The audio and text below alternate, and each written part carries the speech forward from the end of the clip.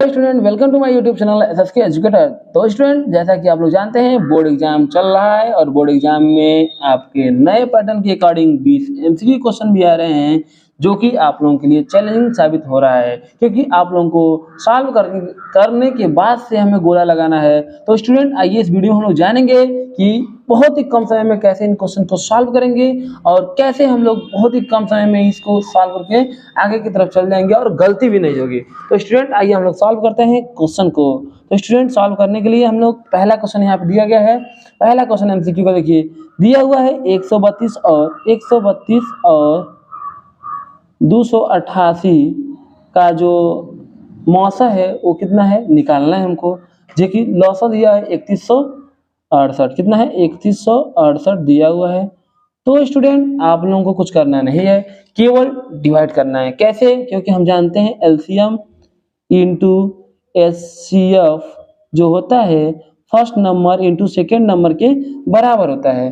तो आप लोगों को फॉर्मूला अगर याद होगा तो ठीक है, नहीं याद होगा तो आप लोग नोट कर लीजिएगा। LCM into HCF is equal to first number into second number होता है। तो हम लोग इस क्वेश्चन को आसानी से इसी फॉर्मूले पर कर सकते हैं। यहाँ पे दिख रहा है आप लोगों को कि first number into second number divided by HCF यानी कि मौसम। तो आइए अब इसको हम लोग डिवाइड करेंगे। 12 से डिवाइड करते हैं। 12 से कटेगा कितने बार में? देखिए 12 से कटेगा एक बार में और 12 कम 12 11 बार में कट गया। ये भी 12 से कटेगा। 12 दूनी 24, 12 दूनी 24, देखिए 12 दूनी 24 कट गया। फिर आपका बचा कितना? 7 बचा, 67 हो गया। 7 बचा क्षेत्र में 12 25 60 12 से 72, 4 बचेगा 12 चौको 48। ये आपका कट गया। 11 से कटेगा 11 दूना 22, 11 चौको 44। फिर 24 12 से कटेगा 12 दूना 24, 12 दूना 24, 12 चौको 48 यानी कि 2 12 हम यानी कि आपका आंसर कितना है स्टूडेंट? 12। यानी कि अगर इन क्वेश्चन को सॉल्व करना है तो केवल आप डिवाइड करना जानते होंगे तो इस क्वेश्चन को आसानी से कर जाएंगे। तो स्टूडेंट चलिए अब हम लोग नेक्स्ट क्वेश्चन को लेते हैं। अगले क्वेश्चन को देखिए। अगला क्वेश्चन क्या है आपका? संख्या 156 का प्राइम नंबर यानी अभाज्य गुणनखंड बताना है हमें। इसमें से कौन सही है आइए हम लोग करके चेक कर लेते हैं। अगर आप गुणा करेंगे देखेंगे अगर जिसमें से आ रहा होगा वो भी सही होगा। तो देख ही लेते हैं। 156 आप प्राइम फैक्टराइजेशन करेंगे 156 का 2 से काटेंगे 7 बार में कटेगा। तो और 8 एक बचेगा 8 बार में कटेगा। फिर 2 से काटेंगे तो 2 3 6 2 3 6 और 2 9 18 यानी 39 बचा यानी कि 3 से कटेगा और 13 बार में कटेगा। यानी कि हमारे पास क्या आ गया? 2 को 2 आ रहा है और 1 को 3 आ रहा है। यानी कि 2 को 2 देखिए कहाँ पर है। जहाँ पर 2 को 2 दिख गया आपको उसको देखेंगे। तो ये तो यहाँ 2 नहीं है, यहाँ भी 2 नहीं है, 2 ऑप्शन गलत हो गया। अब इन दोनों ऑप्शनों में हमें चूज करना है कौन सही होगा। देखिए यहाँ पे 11 नहीं है इसलिए ये भी गलत। यानी कि हमारा जो असली आंसर होगा वो क्या होगा आपका? बी होगा। बी वाला ऑप्शन क्या हो गया आपका? सही हो गया। बी वाला ऑप्शन जो क्या हो गया आपका? एकदम सही हो गया। इसलिए ये क्वेश्चन का सलूशन हो जाता है। यानी कि इस वाले ऑप्शन का यानी पहले वाले क्वेश्चन का ऑप्शन क्या हो गया? डी और दूसरे वाले का ऑप्शन बी। यानी कि आप आसानी से सर्कल कर सकते हैं। आप बॉल पेन ले जाइएगा, मोटा सा पेन आता है जिसे हम 2 बार में ही इस तरह से गोला कर सकते हैं।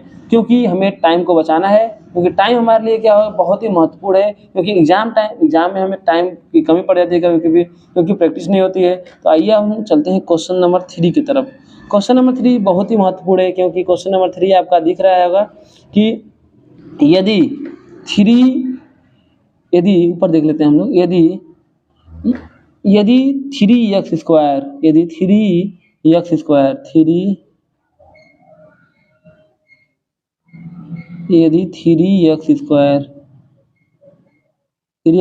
माइनस 12x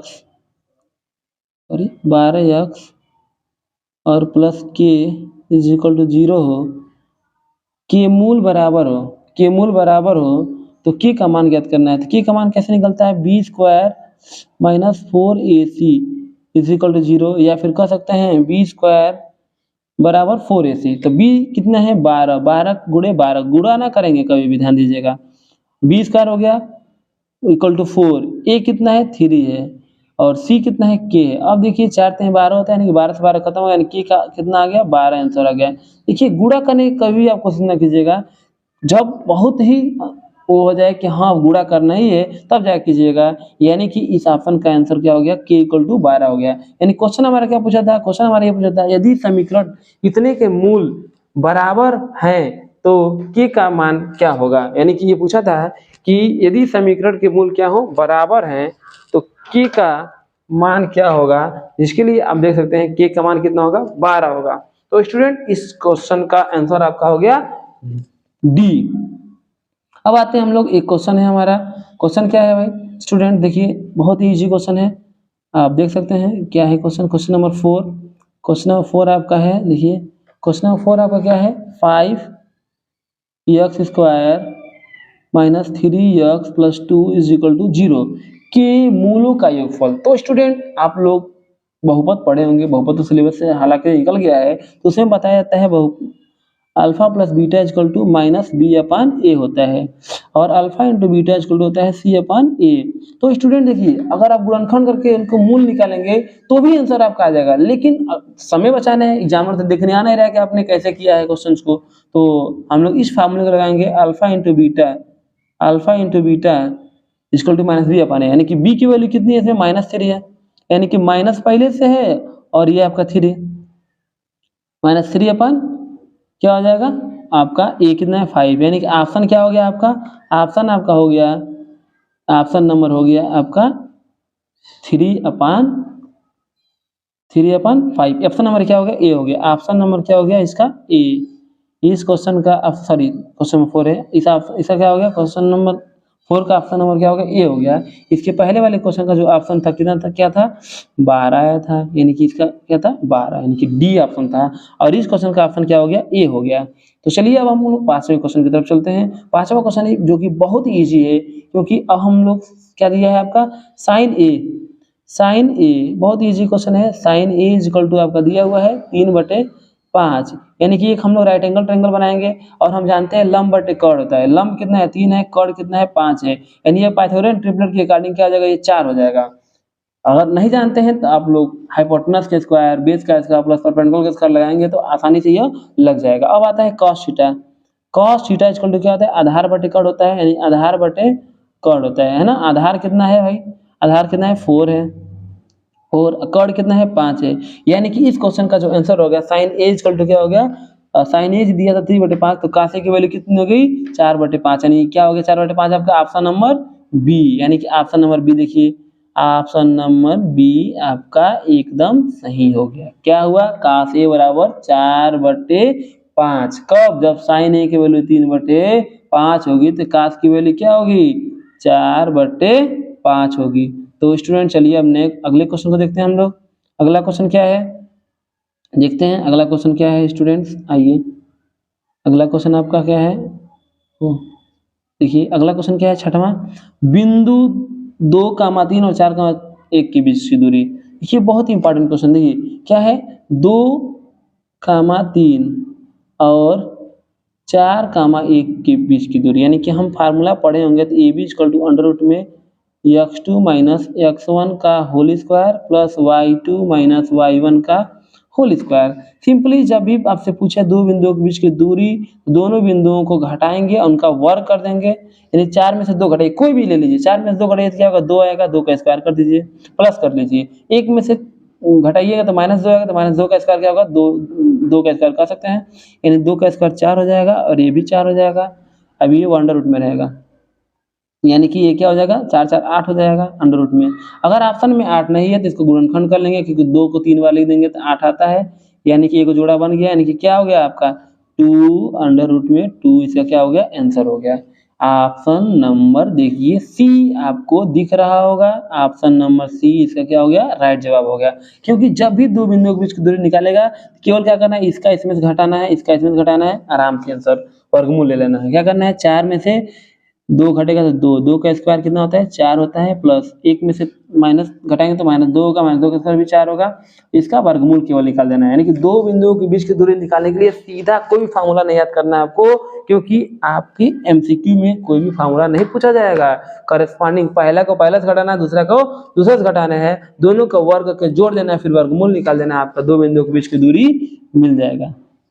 तो स्टूडेंट आइए अब 5वां क्वेश्चन देखते हैं, जो कि बहुत ही ईजी है, क्योंकि ये आपको क्या करना पड़ेगा याद करना पड़ेगा। क्योंकि अब देखिए सेक थीटा के वैल्यू 2 दिया हुआ है, देखिए आप पूछ रहा है एंगल कितना होगा।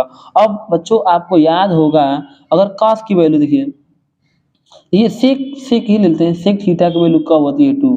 अब बताइए सेक को उल्टा करेंगे तो क्या होगा 1/2 हो जाएगा, यानी cos थीटा इक्वल टू 1/2 हो जाएगा, यानी कि cos की वैल्यू 1/2 कब होती है। तो अब याद होगा आपको तो कह देंगे 60 डिग्री की होती है, नहीं याद होगा तो गलती करके चले जाएंगे। देखिए cos 60 का वैल्यू कितना होता है हमारा 1/2 होता है, कैसे sin 30 की वैल्यू क्या होती है 1/2 होती है। जो sin 30 की वैल्यू होती है स्टूडेंट देखिए अच्छे से ध्यान दीजिए, sin 30 की वैल्यू क्या होती है 1/2 होती है, तो 1/2 होती है तो का 60 का वैल्यू होता है। जैसे आइए आपको बताते हैं कैसे इस टेबल को हम डिटरमाइन करते हैं। अगर आपको ये टेबल भूल जाए एग्जाम में तो आप कैसे याद करेंगे। देखिए सबसे पहले तो हम 0 लिख लेते हैं, 1 लिख लेते हैं।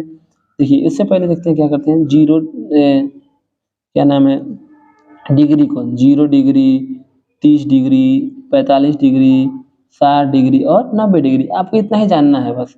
लिखेंगे 0 1 2 3 4, सब में 4 से डिवाइड कर देना है आपको आसानी से, 4 से डिवाइड कर देंगे और वर्गमूल ले लेंगे। देखिए ये तो 0 हो जाएगा, ये 1/2 हो जाएगा, ये 1/√2 हो जाएगा और ये 3/√2 हो जाएगा और ये कट करके 1 आ जाएगा। यानी अगर साइन की वैल्यू साइन 0 की वैल्यू 0 होती है, साइन 30 की वैल्यू 2 होती है, साइन 45 की वैल्यू क्या होती है 1/√2 होती है और साइन 60 की वैल्यू क्या √3/2 होती है और साइन 90 की वैल्यू कितनी होती है 1 होती है। अगर आपको साइन याद हो गया तो उल्टा कर दीजिए, यानी कि लेफ्ट से राइट कर दीजिए, राइट से लेफ्ट कर दीजिए तो आपको कास निकल जाएगा। यानी कास इधर से सुनिए, कास 0 की वैल्यू 1 होगी, कास 60 का वैल्यू इधर से करेंगे, कास 30 की वैल्यू उल्टा कर देंगे, कास 30 की वैल्यू क्या होगी 3/2 होगी, कास 45 का मान कितना होगा 1/√2 और कास 60 का मान क्या होगा 1/2 होगा। जैसा कि आप लोग इसको देख सकते हैं। अब आप याद होगा तो और अच्छा रहेगा क्योंकि आपको कन्फ्यूजन नहीं रहेगी। और चलिए याद कर लेना ही ज़रूरी है क्योंकि ये क्वेश्चन जो होते हैं आपके एग्जाम में हमेशा आते रहते हैं और एक ही क्वेश्चन नहीं आएगा क्योंकि बहुत से क्वेश्चन आएंगे, आपका ट्रिग्नोमेट्री से ज़्यादा क्वेश्चन आने वाला है इस बार।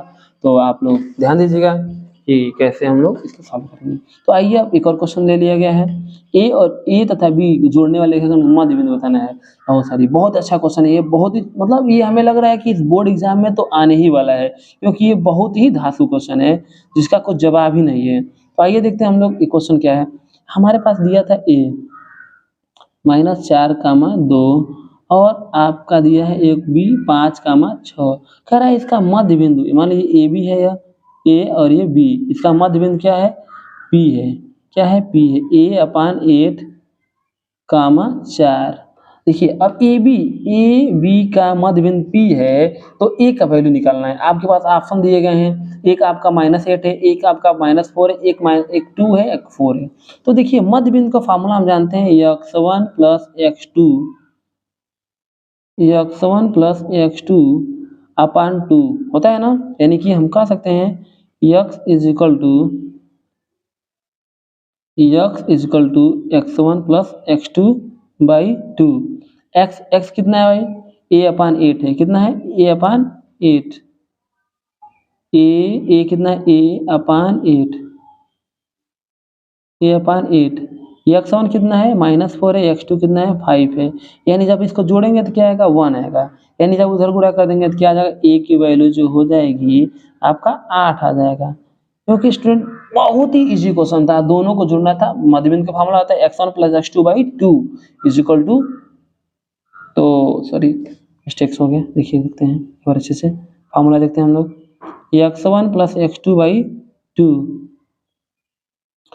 x इक्वल टू क्या होता है x1 होता है x1 + x2/2।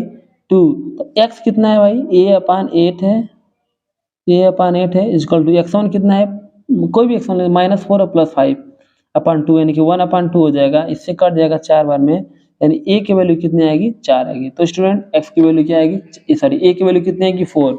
इसका मतलब क्या ऑप्शन नंबर डी आपका क्या होता है सही होता है। ऑप्शन नंबर डी पे टिक लगाइएगा आप लोग और देखिए इसका आंसर क्या हो गया ऑप्शन नंबर डी। कैसे हुआ है आप लोगों को अच्छे से देख लेना है इस वीडियो को और इस वीडियो पे कमेंट करना है। जो भी क्वेश्चन अगला है आप आपके लिए हम छोड़ रहे हैं क्वेश्चन नंबर 9, चलिए 9 ना छोड़ रहे हैं 10 नंबर छोड़ेंगे आपके लिए कि कमेंट करके बताएंगे कि उसका आंसर क्या होगा, ठीक है। क्वेश्चन नंबर 9 बहुत ही इंपॉर्टेंट है इसलिए नहीं छोड़ रहे हैं, है ना, जो कि इस बोर्ड एग्जाम मतलब इस बार तो हमें लग रहा है ये क्वेश्चन इसीलिए बना ही है। चलिए आइए देखते हैं हम लोग क्या है क्वेश्चन नंबर 9। कह रहा है एक वृत्त का परिमाप जो है, एक वृत्त है इसका जो परिमीटर है वो किसी एक वृत्त का परिमाप और क्षेत्रफल, परिमाप और क्षेत्रफल लिखिए, यानी कि वृत्त है इसका पेरीमीटर और एरिया दोनों क्या है, इसकी न्यूमेरिकल वैल्यू बराबर है। कह रहा है यह कि एक वृत्त है, सर्कल है, उसका पेरीमीटर और एरिया का न्यूमेरिकल वैल्यू क्या है, बराबर है। यानी कि पेरीमीटर का फार्मूला क्या आता है, 2πr। माना वृत्त का रेडियस r है और इसका न्यूमेरिकल वैल्यू किसके बराबर है, एरिया के, यानी πr² के। अब कह रहा है आर की वैल्यू बताएंगे, पाई से पाई कैंसिल हो गया, एक आर से एक आर खत्म हो गया, यानी आर की वैल्यू क्या आई, 2 आई। यानी कि जब किसी सर्कल का रेडियस 2 यूनिट होगा, क्या होगा, 2 यूनिट, यानी 2 मात्रक होगा, है ना, 2 मात्रक होगा, तो उसका एरिया भी बराबर होगा और परिधि भी बराबर होगा। चाहे तो आप देख सकते हैं, ठीक है। चलिए आइए देख लेते हैं हम लोग। यानी कि देखिए 2πr होता है, 2πr, 2πr होता है, यानी 2 दूना 4 हो जाएगा, है ना, 2 दूना 4, 4 पाई हो जाएगा पेरीमीटर। अब आते हैं πr², यानी पाई आर की वैल्यू क्या है, 2 दूना 4, यानी देखिए 4 पाई यहाँ भी आ रहा है, 4 पाई यहीं आ रहा है। मतलब कहने का मतलब क्या है, जब किसी वृत्त का सरकमफ्रेंस और एरिया बराबर होगा, मतलब न्यूमेरिकल वैल्यू बराबर होंगे, तो कब होंगी, जब उनका रेडियस क्या होगा, 2 यूनिट होगा। कितना होगा, जब रेडियस 2 यूनिट होगा तो उसका सरकमफ्रेंस और एरिया दोनों बराबर होगा। तो स्टूडेंट हमने बोला है आपको कि क्वेश्चन नंबर 10 का कमेंट करके बताना है कि आंसर क्या होगा, क्योंकि बहुत ही इजी क्वेश्चन है और वो भी बहुत ही इंपॉर्टेंट क्वेश्चन है। तो आपके लिए क्वेश्चन नंबर 10 छोड़ते हैं, सॉल्व करके जरूर बताइएगा इसका जवाब क्या होगा, क्योंकि आपको जवाब देना है, क्योंकि आप बोर्ड एग्जाम के लिए तैयार हैं। क्योंकि 21 को ही एग्जाम है, तो हम मान के चल रहे हैं कि आपकी जो तैयारी है अच्छे से हो गई है, क्योंकि बोर्ड एग्जामिनर लेने जाने का आपकी तैयारी हुई है कि नहीं हुई है, तो क्वेश्चन को चेक करेगा। तो आइए हम लोग क्वेश्चन नंबर 11 पे चलते हैं, क्योंकि क्वेश्चन नंबर 10 आपके लिए है स्टूडेंट। तो आइए 11 नंबर क्या कर रहा है, 11 नंबर क्वेश्चन क्या कर रहा है स्टूडेंट, आइए देखते हैं हम लोग। कह रहा है 11 नंबर के 2 से 12 तक की विषम, देखिए 2 से 12 तक, 2 से 12 कौन होगा, 3 होगा, 5 होगा, 7 होगा, 9 होगा और 11 होगा। कहा हुआ है 2 से 12 तक ले, यानी कि 12 तो विषम है नहीं, यही ना बचा। तो देखिए अब 11 9 20 हो गया, 20 20 10 30 30, 11 9 20 20 10 30 5 35, यानी कि टोटल नंबर कितना है, 5 है। इनका मीन कहा हुआ है तो 5 से डिवाइड कर देंगे, यानी कितना आएगा आपका, 7 आएगा। यानी कि जब भी मीन करता है तो सभी डाटाओं को, सभी आंकड़ों को जोड़ते हैं और जितना आंकड़ा रहता है उतने से डिवाइड कर देते हैं। यानी कि 3 एक 8 नंबर है, 5 है, 7 है, 9 है, 11 है, इनको हमने जोड़ा तो 35 मिला, और 35 को 5 से जब डिवाइड करेंगे तो क्या आएगा, 7 आएगा। तो स्टूडेंट इसका जो ऑप्शन हुआ आपका क्या हुआ, 7 आपका डी है। यानी कहने का मतलब क्या है, इस क्वेश्चन का ऑप्शन क्या होगा, डी सही होता है। इसके पहले वाले क्वेश्चन का ऑप्शन आपको खुद बताना है, इसके ऊपर वाले का क्या था आपका, 2 ऑप्शन सही था।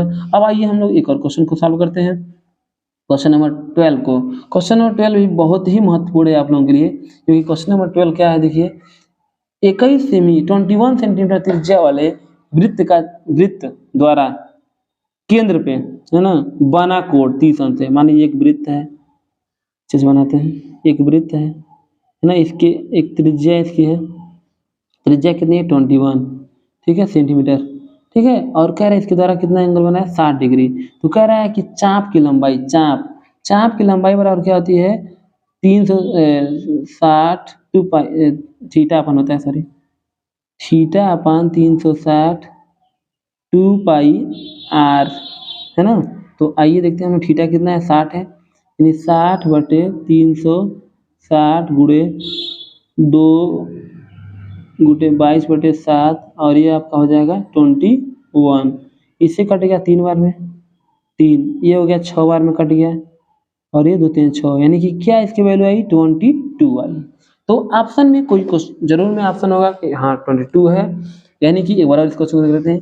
एक वृत्त है जिसके द्वारा, एक वृत्त है जिसके 21 सेंटीमीटर त्रिज्या है, उनके द्वारा वृत्त पर के केंद्र पर कितना कोण बन रहा है, 60 डिग्री बन रहा है, और थीटा की वैल्यू 60 दी हुई है। तो कह रहा है इसके द्वारा इस चाप जो होता है ये होता है, यानी कि चाप का फार्मूला क्या होता है स्टूडेंट, चाप का फार्मूला जो होता है आपका क्या होता है, देखिए चाप का फार्मूला होता है थीटा/360 2πr होता है स्टूडेंट, थीटा/360 2πr होता है ना। थीटा बटे 360 इंटू 2 पाई r, और थीटा का मान 60 है, 6 से कट जाएगा और ये आपका ऑप्शन नंबर क्या आएगा, डी आएगा। क्या आएगा इसका स्टूडेंट, ऑप्शन नंबर डी इसका सही हो गया जवाब। अब एक और क्वेश्चन बचा हुआ है, लास्ट क्वेश्चन इस वीडियो का, क्योंकि 13 ही क्वेश्चन लिया गया है इस वीडियो में। अगले वीडियो में हम 10-12 क्वेश्चन ऐसे ही लेके कराते रहेंगे। कल अगला वीडियो आएगा, इंतजार करते रहिएगा आप लोग ऐसे ही वीडियो को देखने के लिए। आप एग्जाम के पहले तक के कम से कम 100 क्वेश्चन कराने वाले हैं। मेरे चैनल को सब्सक्राइब करें, शेयर करें, क्योंकि आपके बोर्ड एग्जाम से पहले जितने भी क्वेश्चन हमने एमसीक्यू कराऊंगा वो आपको बोर्ड एग्जाम में देखने को मिलेगी, और आप बोर्ड एग्जाम देने के बाद फिर दे करके आएंगे तो आपको लगेगा कि हाँ हमने किसी से एमसीक्यू क्वेश्चन पढ़ा था। और अगर ना आया तो आप चैनल को अनसब्सक्राइब कर दें। तो आइए 5-10 देखते हैं। 5-10 देखिए 5-10-15 प्लस, देखिए थोड़ा सा लिखने में दिक्कत हो रहा है स्टूडेंट, समझ सकते हैं, बहुत मेहनत लगता है वीडियो बनाने में, क्योंकि आप बोर्ड में पढ़ते हैं तो थोड़ा और मेहनत लगता है और इससे भी मेहनत लगता है, लेकिन ये जो स्टूडेंट लाइफ है बहुत ही स्ट्रगल भरी लाइफ है ना। तो आइए देखते हैं हम लोग समांतरवादी कितना है, 21 है, 21 कहीं रख दे रहे हैं, चलिए कहीं भी लिख दे रहा हूँ 21। और कितने नंबर है, 3 3 6 7 नंबर है, 7 एक 7 से गुणा हो जाएगा, यानी कि इसका जो मल्टी जोड़ेंगे तो कितना आएगा, देखिए जोड़ेंगे तो क्या आएगा स्टूडेंट 40, और ये 40 और ये 40 80 80 100 100 और 100 हो गया, देखिए 40 40 80, क्योंकि इसको जोड़ लिए हम 100 हो गया, 100 और 125 125 plus X, 125 plus X is equal to 7 एकम 7 7 दूना 14, यानी कि अब 125 उधर ले जाएंगे तो क्या हो जाएगा, एक्स की वैल्यू आपकी आएगी 147 माइनस 125। देखिए आप कहीं भी क्वेश्चन सॉल्व कीजिए, ऐसे ये नहीं कि अब क्रम में लेके सॉल्व कीजिए, जगह जहाँ मिले वहीं सॉल्व कर दीजिए, ठीक है ना। तो आपका आएगा एक्स की वैल्यू 22, क्योंकि जब घटाएंगे हम इसमें से तो 2 बचेगा और 2 बचेगा, यानी एक्स की वैल्यू क्या आएगी आपकी 22 आएगी। तो आपका ये ऑप्शन नंबर बी जो कि सही होता है। और ये आपके लिए क्वेश्चन कंप्लीट हो गया। और अब हम लोग मिलेंगे इसी प्रकार के वीडियो को देखने के लिए चैनल को सब्सक्राइब करें, क्योंकि आप लोगों का स्नेह, आप लोगों का प्यार बराबर बना रहना चाहिए, क्योंकि आप जब कमेंट करेंगे या फिर मेरे चैनल को सब्सक्राइब करेंगे, वीडियो को वॉच करेंगे, तो हमें उससे प्रोत्साहन मिलेगा, जिससे कि हम वीडियो को और ज़्यादा बनाएंगे। तो जैसा कि आप लोगों को हमने बताया है कि ये जो वीडियो बनाया गया 13 क्वेश्चन, इसके बाद अगले वीडियो बनाएंगे कल, और आप लोग इस वीडियो को जरूर देखें, ज़्यादा से ज़्यादा अपने स्टूडेंटों में शेयर करें, क्योंकि ये जो एमसीक्यू क्वेश्चन है बहुत ही मेहनत से बनाया गया। देखिए हैंड राइटिंग है, नोट हैंड से बनाया गया स्टूडेंट, तो जानते हैं कितना मेहनत लगता है हाथ से लिखने में, क्योंकि समझ सकते हैं आप लोग कि एग्जाम में लिखने आ रहे हैं, लिख के आ रहे हैं। तो स्टूडेंट्स आप मेरे चैनल को सब्सक्राइब करें, शेयर करें और ज़्यादा से ज़्यादा इस वीडियो को शेयर करें। और thanks for watching my video. फिर हम मिलेंगे अगली वीडियो में कल, और पूरे 20 क्वेश्चन के साथ। आज आप मेरे वीडियो को शेयर करें, सब्सक्राइब करें, क्योंकि आज के बाद हम लोग नेक्स्ट वीडियो में मिलेंगे।